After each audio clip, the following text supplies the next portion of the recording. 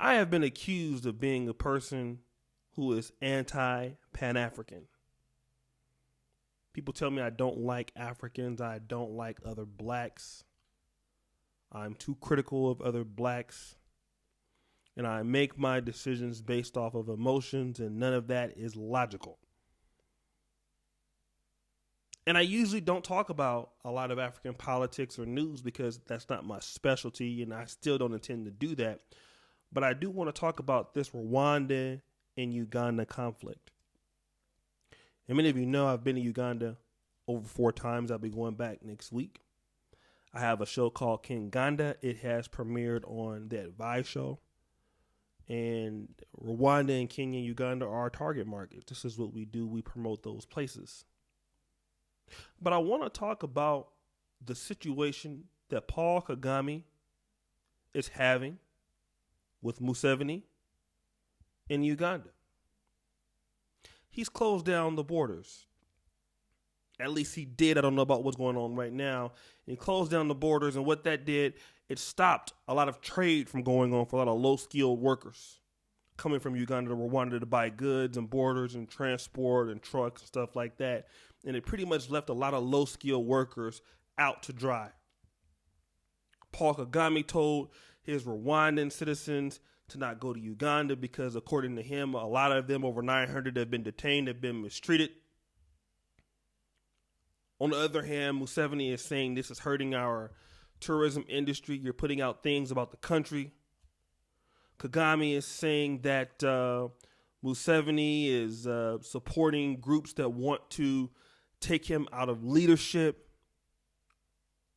And all of these other things are going on in this conflict. And I was watching Paul Kagame give a speech, who's the president of Rwanda. And at some part in the speech, he goes, nobody can bring Rwanda down to its knees. Somebody can kill me, they can shoot me, they can do this, and they can do this to our country, but nobody will ever bring us down to the knees. Museveni, at his, I believe, Women's Day parade there, for Women's Day a few days ago, he says something similar. Nobody can take Uganda down. It's interesting that these two guys who used to be friends, in fact, I believe Paul Kagame, who lived in Uganda for over 30 years, his a Patriotic Front, Rwandan Patriotic Front, helped him defeat Milton Obote, who was a second-time president of Uganda. And I believe the favor was returned when Kagame decided to go back to Rwanda. But then there's been some issues because in the Congo, both of them have been accused of supporting opposing parties, which are doing dirty work. So what we're seeing now is Museveni and Kagame have a serious beef. And some people want to play like it's not that big of a deal. But in fact, it is a big deal. It's such a big deal that the East African community is getting alarmed about it. It's such a big deal that people in Uganda don't want to go to Rwanda. It's such a big deal that I believe William Maya got deported from Uganda back to Rwanda because of this issue. And my thing is, for those blacks who call me a hater of Africans, who call me a hater of foreign blacks, who call those who put hashtag ADOS in their statements or in their clicks or in their videos as anti-African, I gotta do what David Carroll would say and sit this on your lap. And how do you explain this? There are many thousands, multiple thousands of things I could explain about the ANC and their corruption in South Africa. We can sit there and talk about the Cameroon and its problems. We can sit there and talk about Nigeria and its problems that I would have all day. But see, how do you explain this? Let's take African Americans out of the situation. Let's take hashtag ADOS out of the situation. How do you explain two people in the same community getting ready damn near to go to war that are neighboring countries that can't get it together? Paul Kagame has been accusing Museveni of doing these things for many years. And then you turn around and tell African Americans that you need to be in Africa. We all need to work together. Oh, you need to be with your black brothers in Africa. But see, it goes back to Africa can't get it together. See, I got to put this mirror to your face. Africa will not get it together. It cannot get it together, and it will never get it together.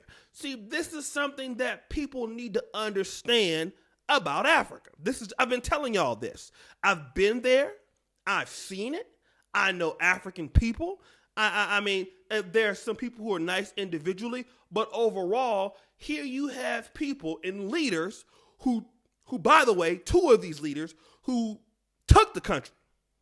We ain't talking about being voted in or just took it. Now, shout out to Paul Kagame because he's done some wonderful things. Museveni has been heavily criticized for the country of Uganda. I personally like it. Yeah, I mean, it could be better, obviously, but I love the country. But it's not what Kagame is doing. But see, the thing about it is how do you explain these two people in the same communities who are neighboring countries, who you have a lot of Rwandans who moved to Uganda after the genocide, and vice versa? How come they can't get it together? Then you expect that African Americans must come together and work with Africa. See, you will always know, and I always look at, how do people treat their own people and neighboring people? Because the same tribalism that Rwandans and Ugandans are having right now at the border are the same kind of tribalism that we experience in America from other blacks, from other parts of the world, other parts of the sea and parts of the continent. See, this is what kills anything in Africa. In a perfect world, I got to say it again, it would be great if Africa could unite, could work together. But must black Americans be stupid? Brother, Africa will never get it together. Africa cannot work together. Africa is incapable of working together. And there's some brothers that are talking about, you need black unity, you need blacks. I get that.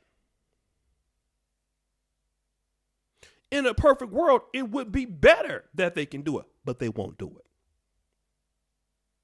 And see, for those people who are trying to sell African Americans a dream, that you can go to Africa and build this and that, or you can go to Africa and do this and that. Listen, we got to be honest here.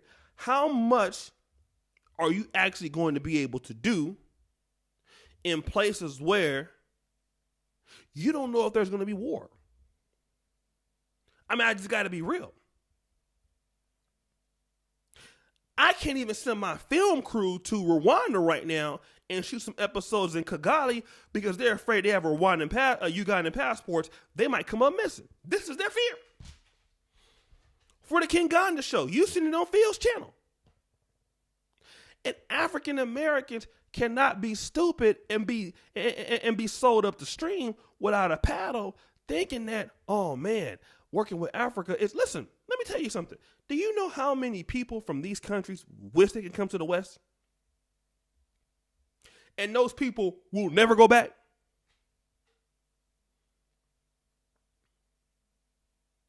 Because they cannot get it together. It's not me who's saying that. The African Union can't get it together. I mean, I was looking the other day at some corruption statistics and some conservative numbers.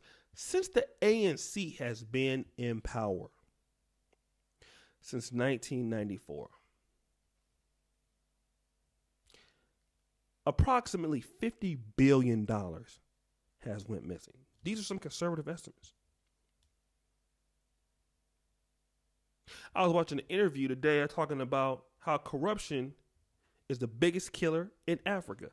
And people with big egos and not able to work together. I think Kagame said, I've been trying to reach out to Museveni, trying to talk to him, the president of Uganda.